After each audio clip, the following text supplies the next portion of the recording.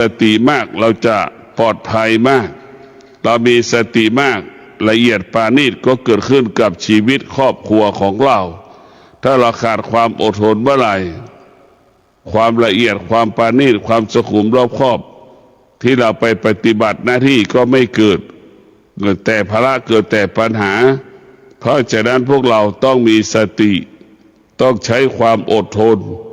ในการประกอบอาชีพในการปฏิบัติหน้าที่แก้ไขปัญหาชีวิตต่างๆนี่ต้องใช้ความอดทนเท่านั้นจึงจะให้เรานั้นได้หลุดพ้นได้ดังพระพุทธเจ้าดังพ่อแม่ครูบาอาจารย์ก็ใช้ความอดทนนั่นแหละบำเพ็ญเพียรภาวนาจึงได้บรรลุธรรมเห็นธรรมด้วยความอดทนนี่แหละพวกเราทั้งหลายความอดทนได้มาเป็นแก่นมาเป็นสาระของชีวิตพระพุทธเจ้าได้เป็นพุทธเจ้าก็เพราะความอดทนพระอรหันต์แต่เป็นพระอรหันต์ได้ก็เพราะความอดทนในพวกเราทั้งหลายความอดทนเป็นสิ่งที่ประเสริฐเป็นสิ่งที่มีค่าเป็นสิ่งที่มีความหมายมากมายมหาศาลนะท่านทั้งหลายเราต้องมีสติอยู่กับความอดทนนี่แหละนะมันเห็นว่าความอดทนก็เหมือนหัวเจาะแหละหัวเจาะบาดาลนั่นแหละมันจะเป็นทนตรงนั้นแหละพวกเราถึงได้น้ำลึก200 เมตร300 เมตรความอดทนเหมือนเปรียบเสมือนหัวเจาะสติก็เหมือนคนที่นำหัวเจาะไปเจาะบาดาลนั่นแหละพวกเราต้องมีสติในการมีชีวิตอยู่บนโลกใบนี้เราต้องพึ่งพาหลักธรรมคำสอนของพระพุทธเจ้าเมื่อเรามีคำสอนพระพุทธเจ้าแล้วเราจะทำสิ่งใดก็ง่ายทำสิ่งใดก็สะดวกนะคำสอนของพระพุทธเจ้าก็หมายถึงศีลสมาธิปัญญานี่แหละมันว่าด้วยเรื่องต่างๆเรามีสติเรามีสมาธิเรามีปัญญาเราจะง่ายเราก็สะดวกขึ้นแต่เราจะต้องมีสติมีสมาธิมีปัญญาในการดำเนินชีวิตของเราชีวิตของเรานี่สำคัญ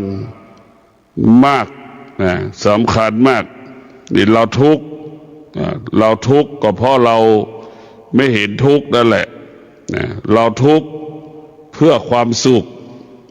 เราทุกข์เพื่อความสุขแม่หลายคนก็ทุกข์เพื่อความสุข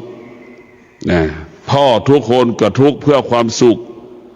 ทุกข์ก็คือยอมสละให้ทุกข์กายไปประกอบอาชีพก็ให้ลูกนั้นมีความสุขเรียกว่าทุกข์เพื่อความสุขดังพ่อแม่สละชีวิตตัวเองให้เกิดความทุกข์ความทุกข์เนี่ยให้เราพ้นทุกข์ได้เราพิจารณาความทุกข์ให้เราพ้นทุกข์ได้ถ้าเราเห็นถ้าเห็นความจริงเรามีสติเรามีปัญญานะความทุกข์ทำให้เราพ้นทุกข์ได้ถ้าเราเห็นความทุกข์เข้าถึงความทุกข์แล้วเราก็จะพ้นความทุกข์โดยเฉพาะแม่ในทุกข์เพื่อความสุขทุกข์ของพ่อแม่เพื่อให้ลูกนั้นมีความสุขในการใช้เครื่องอุปโภคบริโภคเครื่องมือในความสะดวกในการดำเนินชีวิตแต่ละวันเนี่ยทุกข์ที่สุดความทุกข์ของเราก็ให้เกิดความสงบถ้าไม่มีทุกข์มันจะไม่สงบเมื่อเรามีทุกข์แล้วความสงบก็จะเกิดขึ้นกับจิตใจของเราเราจึงให้เราได้เกิดความสงบเรียกว่าทุกข์มากเท่าไหร่ที่สุดความสงบก็เกิดขึ้นมากเท่านั้นนี่ให้เราเข้าใจอย่างนี้แบบนี้เราให้เรามีสติให้เรามีปัญญาในการดำเนินชีวิตเราจะเห็นได้ว่าความทุกข์ทั้งหลายเนี่ยมันเป็นบ่อเกิดแห่งธรรมความทุกข์เป็นบ่อเกิดแห่งธรรมถ้าไม่มีทุกข์มันไม่มีธรรมธรรมไม่เกิดในพวกเราทั้งหลายความทุกข์เป็นธรรมชาติพวกเราให้เข้าใจว่าธรรมชาติความทุกข์เป็นธรรมชาติ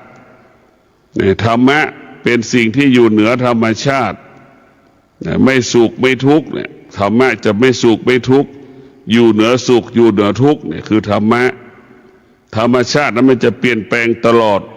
ไม่มีวันจบสิ้น โดยเฉพาะจิตของเราเนี่ยพวกเราทั้งหลายนะจิตของเราเนี่ยถ้าเราขาดสติและขาดความอดทนจิตเรามันก็วกไปวนมา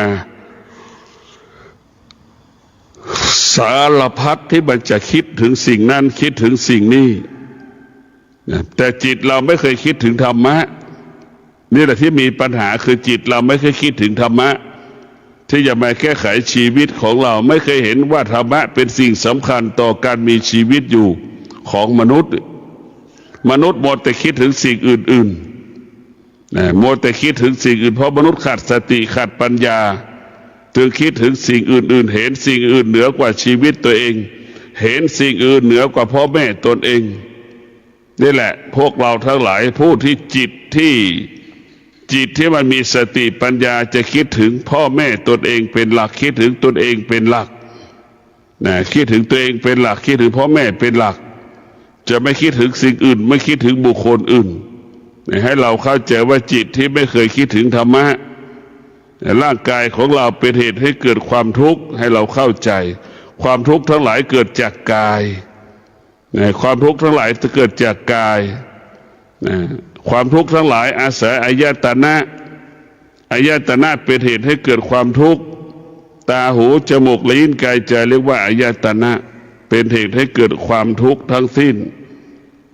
เราจะพิจารณาว่าความทุกข์ทั้งหลายมันเกิดขึ้นที่กายกับจิตทั้งสิ้น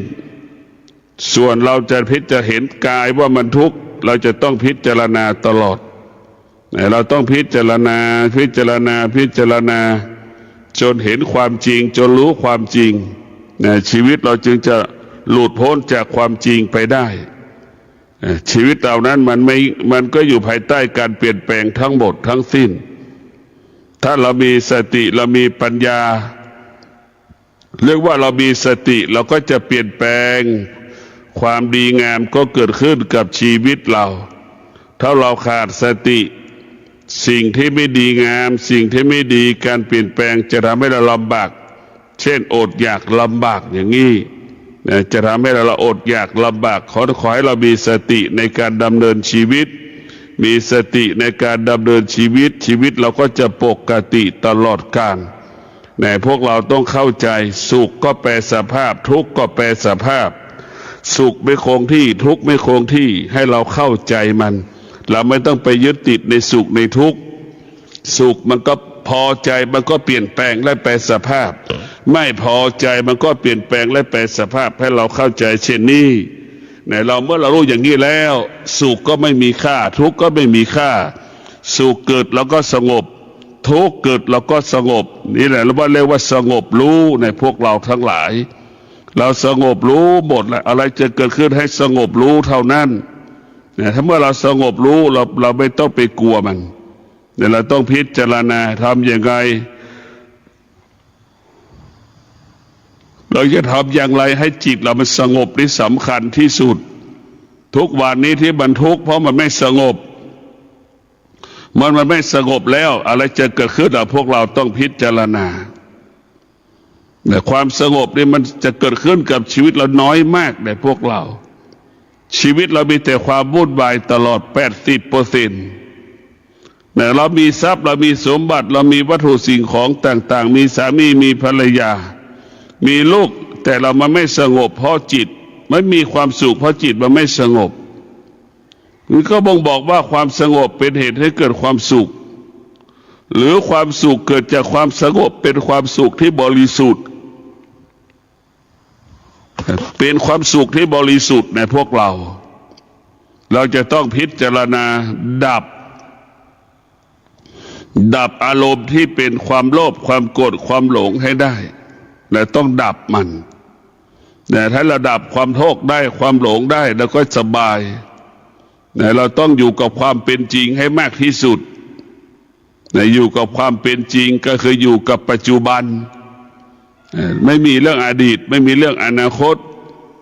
ปัจจุบันนี้เราลำบากเราทำยังไงก็ได้ไม่ต้องไปยืมเงินเขามาซื้อข้าวกินนี่แหละเราอยู่กับปัจจุบันถ้าเราอยู่กับอดีตอีกแก้ปัญหาก็ไม่ได้พัฒนาก็ไม่เกิดเพราะจิตเราไปอยู่ภายใต้อดีตของเรามากเกินไป อดีตก็เหมือนหนูเหมือนกาวเราก็เหมือนหนูติดกาวเห็นไหมมันทุกข์มันทรมานมันลำบากเพราะฉะนั้นพวกเราต้องพิจารณาทุกสิ่งทุกอย่างนี่สำคัญที่สุดเรียกว่าสติคือธรรมะนี่แหละพวกเราทั้งหลายเข้าใจว่าสติคือธรรมะจิตและกายของเรามันเป็นธรรมชาติมันเปลี่ยนแปลงและแปรสภาพตลอดให้เราว่าจิตสติคือธรรมะจิตและกายเป็นของมันเป็นธรรมชาติของมันจิตกายเป็นธรรมชาติเป็นของธรรมชาติเราจะเห็นว่ามันเกิดสุขทุกข์ตลอดเวลาถูกทิ่มถูกแทงก็เกิดอาการไม่สบายใจตลอดเวลา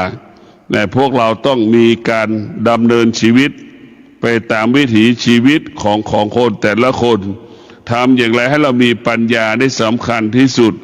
ผู้ที่เจริญด้วยปัญญาจึงเห็นความจริงก็คือเห็นความสงบเป็นหลักให้ความสำคัญกับความสงบเป็นหลักนี่คือผู้ที่มีสติมีปัญญาจะเห็นความสงบเป็นหลักของการพัฒนาคุณภาพชีวิตเห็นความสงบเป็นหลักให้เรามีสติในการเรียนรู้หาทำยังไงก็ได้ให้จิตเราสงบนี่มีสติรู้กายว่ากายมันเจ็บปวดก็ให้เรารู้แค่นั้นแหละจิตมันวุ่นวายแล้วก็รู้ว่าจิตมันวุ่นวายทั้งกายทั้งจิตมันอาศัยกันอยู่ร่วมกันแล้วมันจะให้กายกับจิตนั้นสงบสุขได้ในพวกเราทั้งหลายเกิดความสงบสุขได้ชีวิตของเรานี่มันต้องเปลี่ยนแปลงตลอดมันหยุดไม่ได้เราต้องเท่าทานการเปลี่ยนแปลงความแก่ความเจ็บความตายให้เราต้องเท่าทานมันเราจะไม่หลงความแก่ความเจ็บความตายเราจะไม่ยึดติดความแก่ความเจ็บความตายสิ่งนี้เป็นความจริงที่เราควรรู้ก็คือเกิดก็เป็นทุกข์แก่ก็เป็นทุกข์เจ็บก็เป็นทุกข์เกิดก็เป็นภาระสร้างภาระสร้างปัญหาเพิ่มค่าใช้จ่ายให้กับพ่อกับแม่มันเป็นทุกข์ได้พวกเราทั้งหลายเพิ่มค่าใช้จ่ายเกิดก็เป็นทุกข์แก่ก็เป็นทุกข์เพิ่มค่าใช้จ่ายมีปัญหาเกิดก็เป็นทุกข์แก่ก็เป็นทุกข์เจ็บก็เป็นทุกข์ตายก็เป็นทุกข์เป็นปัญหาไปหมดพวกเราทั้งหลายต้องมีสติใช้เงินแบบประหยัดช่วงเวลานี้เป็นช่วงที่เราจะต้องประหยัดมากที่สุดเป็นยุคอีกยุคหนึ่งที่ข้าวของมันแพงพวกเราทั้งหลายไปยืมกับใครก็ไม่ได้เพราะคนแต่ละคนก็ไม่มีเงินจะไปหวังยืมเงินจากคนนั้นจะไปหวังยืมเงินคนนี้พอยืมไม่ได้จะไปเสียใจกับมันอีกไม่พอใจเขาอีกทุกคนลำบากเหมือนกันหมดเราจะไปดูว่าเขานั่งรถแล้วเขาจะมีเงินหรือจะไปคิดอย่างนั้นไม่ได้คนที่นั่งรถกับแค่นั่งรถเฉยๆมันไม่มีเงินหรอกมันทุกคนก็รู้อยู่หลอกตัวเองเป็นหลอกเฉยๆแต่เราต้องมีสติที่จะดำเนินชีวิตแต่ละวันให้มันหลุดพ้นไปแต่ละวันไม่ต้องไปคิดมากขอให้แก้ปัญหาได้แต่ละวันมีกินแค่มีข้าวให้ลูกกินมีข้าวให้หลานกินก็ประเสริฐสูงสุดแล้วเวลานี้พวกเราทั้งหลาย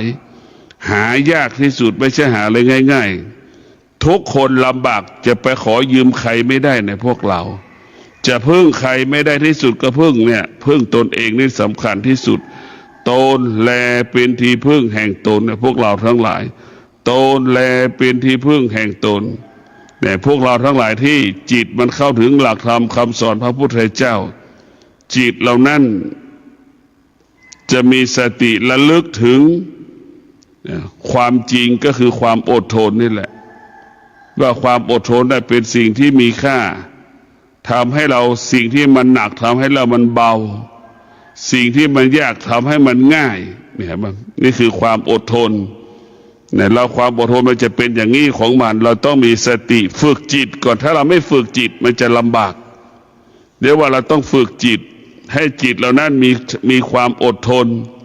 ให้จิตเราใช้ความอดทนให้จิตเราอาศัยความอดทนมันจะเกิดมันจึงอยู่กับความอดทนมันจะอยู่ได้อะไรเกิดขึ้นมันก็อดทนจะมีกินไม่มีกินก็อดทนมีมากก็อดทนเรียกว่าถ้าเรามีเงินอยู่แล้วเกิดมาพ่อแม่มีเงินเรามีความอดทนนี่มันจะทวีคูณขึ้นอีกสตางค์ทรัพย์สมบัติทวีคูณขึ้นเราเกิดมาไม่มีเงินเรามีความอดทน เราก็จะมีกินมีเก็บเหลือกินเหลือเก็บเหลือออมเหลือแบ่งปันนี่แหละเรามีความอดทนนั่นจะช่วยทำให้เรามีกินมีใช้เหลือกินเหลือใช้แต่เราจะต้องใช้ความอดทนนี่แหละถ้าเราอดทน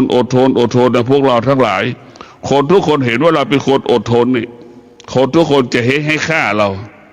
เนี่ยทุกคนจะเห็นค่าของเราว่าเราเป็นคนอดทนนี่แหละคือความเป็นค่าของการเป็นมนุษย์คนที่มีความอดทนเป็นค่าของการเป็นมนุษย์ที่ประเสริฐที่สุดก็คือมนุษย์ที่มีความอดทนมนุษย์ที่มีความอดทนนั้นจะเป็นมนุษย์ที่มีค่ามีความหมายที่สุดจึงฝากให้เราได้โปรดพินิจพิจารณาคำสอนของพระพุทธเจ้านั้นเป็นสิ่งสำคัญที่สุด